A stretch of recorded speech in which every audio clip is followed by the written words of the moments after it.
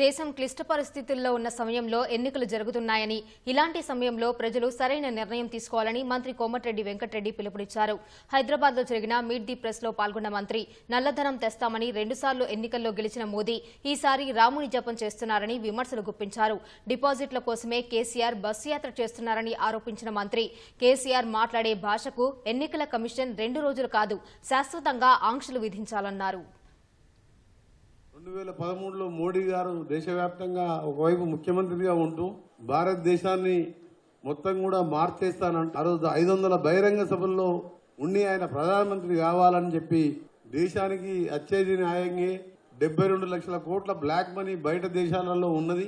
అవన్నీ తీసుకొచ్చి పేదవాని అకౌంట్లలో ప్రతి అకౌంట్లో 15 లక్షలు వేయడమే కాకుండా సంవత్సరానికి 2 కోట్ల ఉద్యోగాలు ఇస్తానని చెప్పి ఇంకా ఎన్నో హామీలు ఇచ్చుకుంటూ అధికారంలోకి వచ్చి 10 సంవత్సరాలు అయింది. బ్లాక్ మనీ తేగబోగా 15 లక్షల దేవుడు ఎరుగు 15 రూపాయలు కూడా ఏ పేదవాని అకౌంట్లో వేయలే.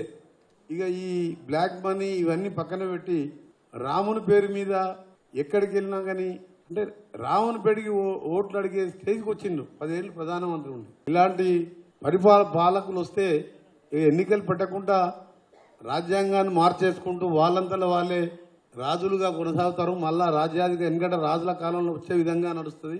అసలు కేసీఆర్ గారికి ఎంత పెద్ద శిక్ష విధించినా తప్పులేదు. కాళేశ్వరం నుంచి లిక్కర్ దాకా ధరణి పేరు మీద 1000 ఎకరాలు తీసుకుని ఇవాళ వాళ్ళ ఇంట్లో ఆయన బంధువులు ఎవ్వరు కూడా 5-10 వేల కోట్లకు తక్కువ లేడు. సంతోష్ రావు అనే బినామీల పేరు మీద టానిక్ వైన్ షాప్ పెడితే కూడా 5-6 వేల కోట్లు సంపాదించిండు. ఒక్క లైసెన్స్ మీద 10 షాపులు నడిపించిండు.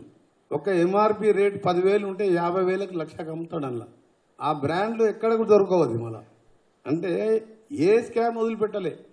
అలాంటి కేసీఆర్ పార్టీ శకం ముగిసిపోయింది. జూన్ 4 సాయంత్రం తర్వాత జూన్ 5వ తారీఖు మీరు చూడండి ఏం జరుగుతుందో. 25 మంది పేర్లు చెప్తారా? నేను చెప్పాలి. నా 25 మంది పేర్లు మా దాంట్లోకి వస్తున్న పేర్లు ఆయన చెప్పావు, నేను చెప్తా ఇప్పుడు పేర్లు. జూన్ 5వ తారీఖు ఎంతమంది వస్తారో వాళ్ళ పేర్లు కూడా ఇస్తాను నేను. ఆయన చెప్పమని 25 మంది పేర్లు. కాంగ్రెస్ పార్టీ వాళ్ళు 10 ఏళ్ళు రాక్షస పాలనతో కొట్లాడి గెలిచొచ్చిన వాళ్ళు. నువ్వు ఒక్కొక్కరికి 1,00,000 కోట్లు ఇచ్చిన ఒక ఎమ్మెల్యే కాదు ఒక కార్యకర్త పోడు. అందులో 70% మంది కార్యకర్తలు కూడా మా పార్టీలకు వచ్చాను. ఆ దుకాణం ఖాళీ అయింది.